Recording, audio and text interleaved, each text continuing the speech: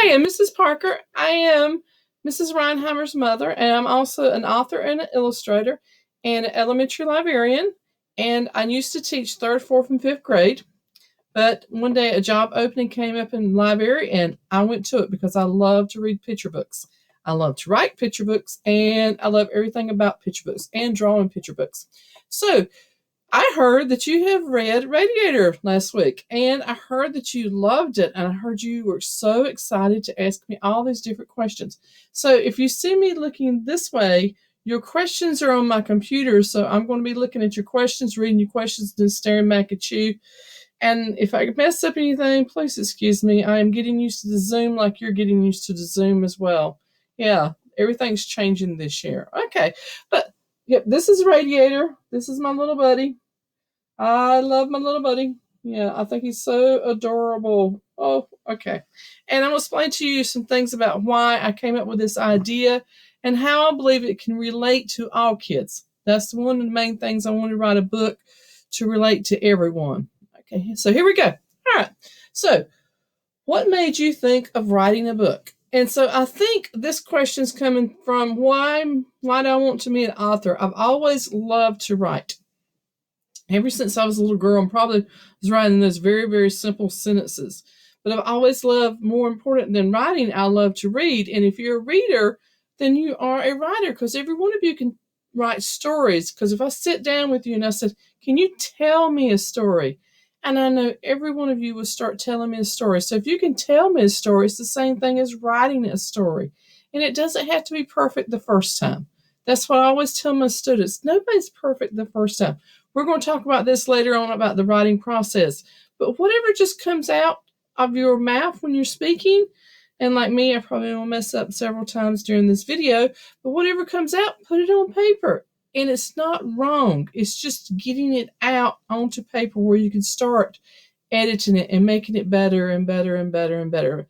So, what made me want to write a book was that I've always wanted to write a book since I've been reading books. I just think something's magical about a book. That's the only thing that I can think of, that when you open up a book, you're actually listening to another person talk to you. You're listening to their thoughts and their ideas and their creative process that's going on in their head. And you get in their head for a little while. Nothing else in this world can do that. So, yeah, that's why I wanted to write a book. All right, so where do you get your idea for the book? And I am assuming that you're talking about Radiator, but I'm going to talk about anything.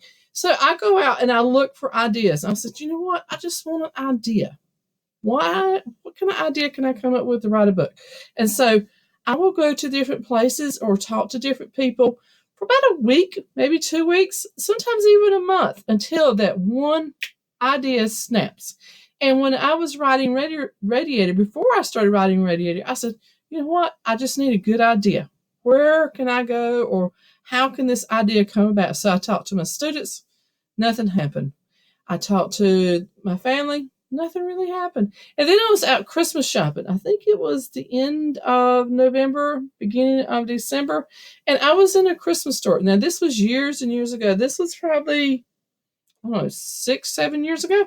And I was walking around this gift shop in Pennsylvania, and I came across this stuffed toy. And I said, oh, there's my story. Because I had been searching for an idea to write the book. If you're not searching for an idea, the idea is not going to come to you. But if you're searching for it and you say, I just need that idea, it will pop. Okay, so ready to see them? All right. Now, this was before the long hat got popular. Actually, this is the first time at that time that I'd ever seen the long hat on the snowman. I was like, oh, that's a children's book. That's a picture book. I've got to write it. So here he goes. So here is Radiator. And this is the real Radiator. This is the one. He's my original. And look at the hat. Look at that tall hat. Oh my goodness. Let me see if I can hold the book behind it so you can see actually how long and tall that hat is. And I was sitting there in the store and I picked him up and I was like, what kind of adventures could he go through?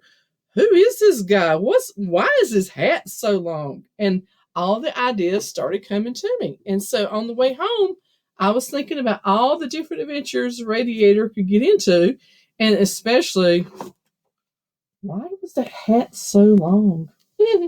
Okay, so that was how the idea for Radiator came about. And I do this a lot. I've actually been back to that store many times since to get other ideas, and other ideas have popped up. I've got another book in the works. It's a gingerbread story. I've got another one in the works. It's about an ugly duckling, but it's not what you're thinking, the ugly duck. It's going to be something totally different. It's going to be about an ugly duck who does not want to take a bath, and that's why he's ugly, because he's so dirty he doesn't want to take the bath. And wait a minute, hold on. Don't ducks love water? Yeah, okay, getting a hint. Why did I get that idea? Well, actually, that idea was a dirty duck that they were selling. He was the ugliest little duck you ever seen in your life, and he was dirty. I was like, oh, another book. See, ideas are everywhere. You just got to look for them. Just got to be out there looking for them. All right, so the next question. Yeah, Radiator. Well, I'll be back. Okay. What inspired you to make Radiator? And that was the thing. I was intrigued by him. What was his thoughts? What was going on with him? What was different? Well, of course, we know what's different about him. But why was this different about him? And where did he live? So all these things started boiling into the story or giving me ideas. Okay. Why did I name him Radiator? Well, as the story progressed, I always take a graphic organizer or notes.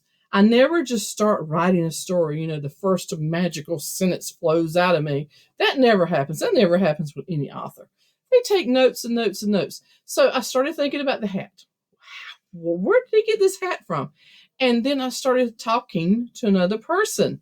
And that's a good thing for you to do. Don't go in it alone. If you're really serious about writing and you want to make a project, and maybe that project turns into a book that you make, then talk to your friends. And I was talking to my husband. I said, where could he get a hat like this? And my husband said, maybe a stovepipe, like a chimney. A chimney needs a stovepipe. So I jotted that idea down. I said, all right, stovepipe. So where could you find an old stovepipe at? And I got thinking, trash dump. Well, I didn't want him to be in the trash dump. I said, where's another place you could find an old beat up stovepipe? Oh, a junkyard. Okay. So I'm placing Radiator into a junkyard, and this is where he gets the hat from. Okay, you're starting to see the story unfold. All right, and then this is where somebody asked me, why did you make it sad? Well, once I had the idea that Radiator got his hat from a stovepipe, the part that goes up in the chimney for the smoke to go up, and he lives in a junkyard, there you go. I don't think he'd be too happy living in a junkyard. I wouldn't be living, if I had to live in a junkyard and wear an old piece of junk as my hat, I don't think I'd be a happy person either. I think I'd probably be sad. So you see the story is starting to unfold. The idea, once you get that one idea and you start working on that one idea and talking to people and coming up with everything, the story sort of magically comes to you. You start getting the ideas. It's like a process where the ideas start floating to you. It's like you want to say he just about starts talking to you and telling you things about himself. Now, does he really talk to you? No, he doesn't really talk to you. But you'll start getting ideas where it actually seems like he's telling you his sad story. Yes, I'm a lonely little snowman who lives in the junkyard, and this is how I got my hat, and I have no friends. So this is where the sadness is starting to pop in. Now, all right, why was he named Radiator? Okay, so we went through the long, hard process of what is in the junkyard. And we were talking about all the different things in the junkyard. Old broke car, blah, different things like that. And then my husband said, a radiator. And I said, a radiator? Okay, I know what a radiator is. He goes, no, you're not getting it. A radiator radiates. It sends out like heat and it popped. Radiate is another word for radiates, and then it could be radiates with love. You remember at the end of the story? Okay, you're seeing where the ideas are popping in, just starting to flow. All right, so let me see. And I'm back to reading your questions over here. All right, one thing was somebody wrote, this next thing I would ask the author, was she connecting with the children throughout her own life in the book? You know what? I think I was. Every story that's in a library, every fictional story has a real part of the author in it. The author just doesn't write stories without involving themselves. Like J.K. Rowling, who wrote Harry Potter. There's so much of Harry Potter or J.K. Rowling's life when she was a child imposed into that book. And I think that was the same way with Radiator. Because when I was growing up, I didn't have much money at all. And I didn't hang out with the cliquish people in my classroom. I want to think of there's one certain girl who was very like, remember that movie? I don't know if you've ever seen it, Mean Girls. She would have been the perfect mean girl. And so a lot of people just sort of stayed away from her. They formed their own little group. And this was sort of like the people who were left out of the other group, sort of like the have nots. Well, that was us. We just made our own little group of friends. And I think that's where the owl came in, where the kittens come in, and where the puppy dog, the junkyard dog, comes in. So we sort of banded together. Yeah. Think about it. Most people are like that. Most people I've noticed in school, you have your own little group of friends that you hang out with. So this is where my little group was the sort of the outcast in school. And I'm talking a big school. You got a little teeny school, so I know there's no outcast in your school. I'm talking about a huge school with like probably 600 or 700 students. Yeah, something like that. All right. Next is, I think I can answer this one. Do you ever want to make a series out of this book? And a series of books is like stories that happened before the prequel, and then stories that happen after is the sequel. Well, when I was making this, I had my students in my library actually help me with this story. And they were telling me things about it. And I said, well, you know what? What should I do next? And they all loved the kittens. They loved the kittens' characters more than anything else. Even though the kittens never talked, the kittens really didn't do anything. They were minor characters in the book. They just fell in love with the kittens. And they said, instead of writing the sequel, the next book, let's go back and write the prequel. And they wanted the prequel to be about the kittens. How did the kittens get to the junkyard? Because you remember, it's just a little bit about the kittens who were dropped off in the middle of the night in a box. So they wanted to go back and fill in the gap with that story. And yes, I would love one day to make the prequel, and then I would love to make the sequel. So I want to go back and then jump to a number. I want it to be like, I guess, half. And then this will be number one, and then write number two. So yes, I do want to do a series of this, but I want to do it in a weird way. I want to go back and then jump ahead in the future. Okay, so would you make another book? Yes, I would. I would love to continue because you know what? I got to keep it going. It's sort of like he's been born now, and we got to see what other adventures is going to happen to him. All right, how many books have you written? Actually, where you can hold the book or the book is on a computer for other people to buy. I wrote When Moses Went Strolling, and that's a whole cute little story. And it was really easy to write that one. When Moses went strolling, what did he see? All right, and then I wrote another book is How to Make S'mores. And maybe your teacher will get that book for you sometime from me and share it with you. And it's a procedure book on how to make s'mores. And it's written to show you how to make a procedural book. Because there's none really written to kids. They're all written to adults who are working with kids at the time. I wanted something that was written to kids or students. Okay.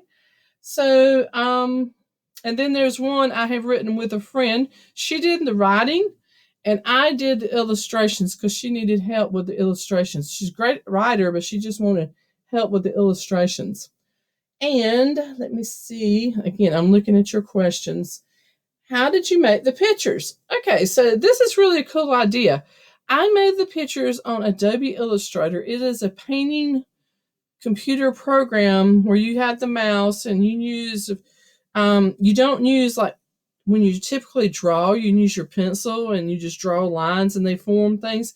Well, with mine, it's not that way. We take shapes and we turn those shapes into drawings. For example, you can see my mouse and you should be able to see my screen right now.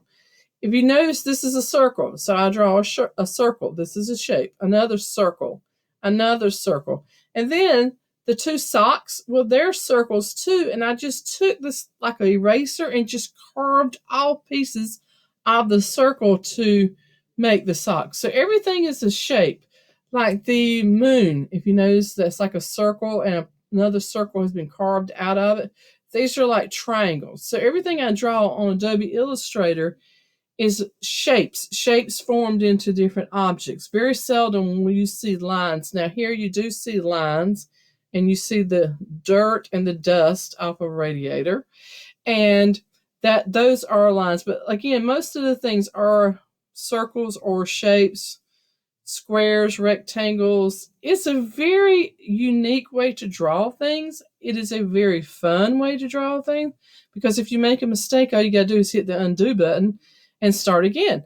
And you got 1,001 colors you can use. If you notice, there's lots of different colors throughout the book. And all these colors are free. I don't have to go out and buy paint to draw it with. It's all on the computer. So what I tell my students is, instead of playing video games all the time, and I know you love video games. I mean, I love video games too, and I love especially to program them. And but don't spend all of your time playing them. Think about, instead of creating them, learn what it takes to create games. And one of the most important things, other than coding itself, is learning how to illustrate on a computer, because all of your games now, they're illustrated by somebody. Somebody's sitting at a computer somewhere and illustrating these games and making major, major money off of this. So if you're a gamer, don't just stop there. Think, oh, how can I make these games? How can I create these games for others to buy? Can I turn this into a career one day? And so, what I also tell kids at home who love to play their games all the time is to, if you have a computer, and most of you do have a computer, instead of just playing the games on the internet, go into Paint. There is a thing on most computers, Paint or 3D Paint, and just play around with those. I love to do that, especially the 3D Paint. The 3D Paint is free on just about every computer right now, and it is the funnest thing. I was on there the other day making all these different snowmen who like looks like magic, look like they were glittering and stuff. It's really fun. So instead of playing video games all the time, do some 3D paint or paint and see what you can come up with and play around with. You'll be amazed. You'll be amazed how much funner it actually is to sit there and create something than just to play something somebody else has created. And if you're really into this, go sometime to code.org and take an hour of code. And on there right now is a game. I know you heard of Minecraft. Well, it teaches you how to code or create your own Minecraft game. And it's not that easy. Like, I mean, it's easy. I don't want to say it's a hard game to do, but it's funny because all my students says, I didn't realize that you can make mistakes on there. So they would create their game and they had to go back and play their game to check to see if they made any mistakes. So it's really fun. It's very creative too. All right. So let's go to, I want to talk just a little bit. You said he was sad. He was very, very sad in the beginning because all characters in a story have to have a problem. And his problem was he felt like he wasn't good enough. He wanted to be better. You know, I was telling you about when I was in school, there was this little cliquish group who weren't friends with anybody and they were always acting like they were better than everybody. Well, he sort of felt like that. He felt like, nobody wants to be my friend. And he didn't realize the whole time that he actually did have true friends. He was just looking outside of the junkyard and thinking everything outside of that junkyard was better than his own life. And once he got out there, as you know, he found out that the outside of that junkyard wasn't so nice. They were pretty mean to him. And now, as a librarian, when I was reading this book with my students, we decided to research some facts from the story. And it is a fictional story, so we were thinking, what are some really cool things in the story that could be true? Now, they all researched radiator. They wanted to know what a radiator was. And they all found out it is the heater part of a car, or it could be the heater inside of a house. So that was fun. We got through that really, really quick. And then they wanted to research the top hat, because the top hat was very, very amazing to them. They were thinking, could somebody really wear a hat that tall, and we got to studying different things about a top hat. And we found out that one time in the United States, it was very fashionable. And while we were doing the research on the real top hat, we came across a picture that was so funny because the book was already printed at this time. This time it had already gone through Amazon, and you could hold the book in your hand. So it was already published. But when we saw this picture, we were like, oh my word, that's the Top Hat Society. Let me show you. And this is a true picture that was taken in New York. Let me see if I can pull. Okay, there it is. It's a true picture that was taken in New York. Let me see. I thought it had the year on it. I want to say around 1910, but oh my word, does that not look like the three snowmen if they were true? If they were like making a movie of them? Oh my goodness, just look at them. Don't they look so uppity up? So fashionable, so cliquish. They wouldn't want to be friends with anybody unless you were already in their little society. So, poor Radiator, he wouldn't fit at all. No, sorry, Radiator, but you know what, Radiator? I think you're better off where you're at with your little friends in the junkyard. Those are your true friends. All right, and so then we had fun with them. I made like a little advertisement comparing them. Here they are, and here they are. All the similarities. There's differences, of course, but the similarities are so strong. It's too funny. Okay. All right, and that's another thing. I always enjoy this. I always try to make this fun. I never try to keep it where there's not a sense of humor or, where you're not going to laugh at different parts. Like one of the parts that I loved was when Radiator would chase around the doggy in the junkyard, and here she is, the owl would ride on top of his hat because she was too old to fly anymore. So she felt like she was flying around in the top of his hat as Radiator skated along. So I always try to put some fun elements in it. How come the snowman didn't melt? Oh, I think because he was real. I didn't want him to melt. Oh my goodness. But you know what? That could be another series.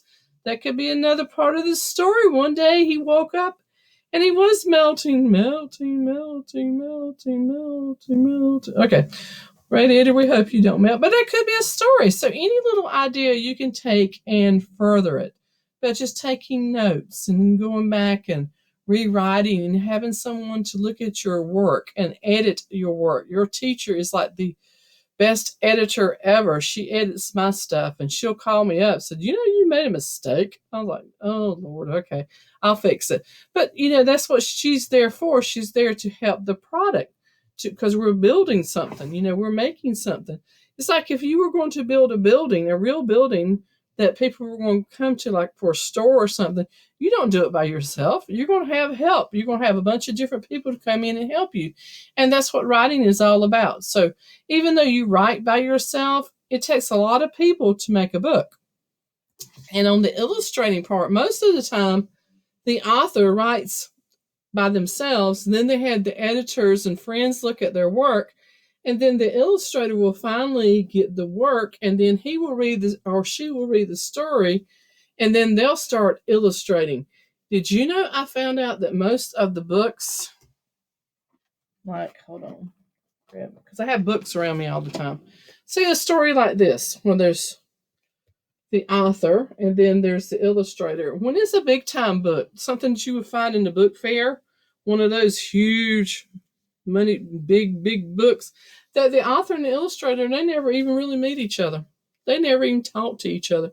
There's different people that's going back and forth talking with them. The author will say something to this person, then this person will say something to another person.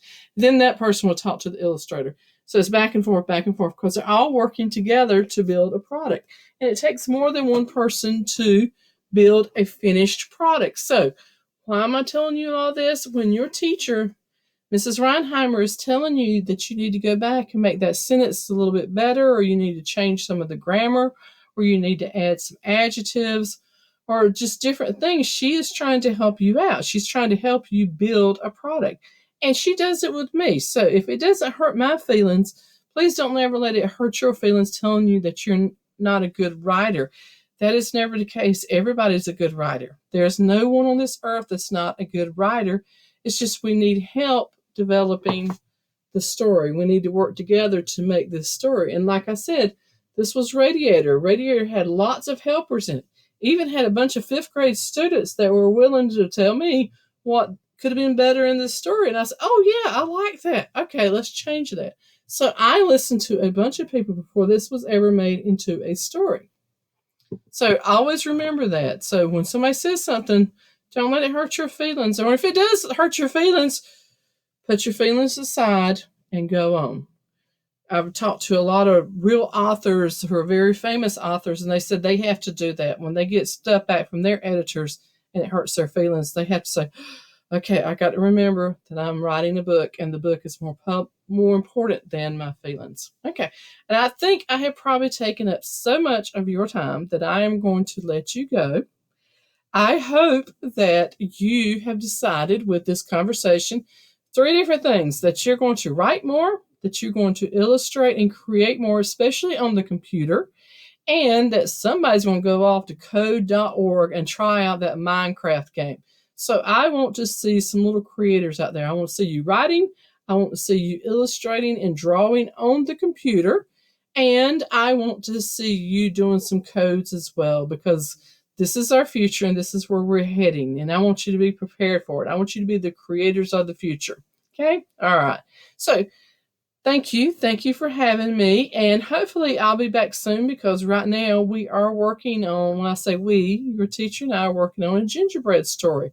And it's going to be like the night before Christmas and all through the house. Except it's going to be a little bit different. The gingerbread man's going to be stuck in the oven. It's getting pretty hot. So it's sort of hot all through the house. Okay. All right. Until that story is ready for you to read, I'll see you later. And thank you. Thank you for having me today.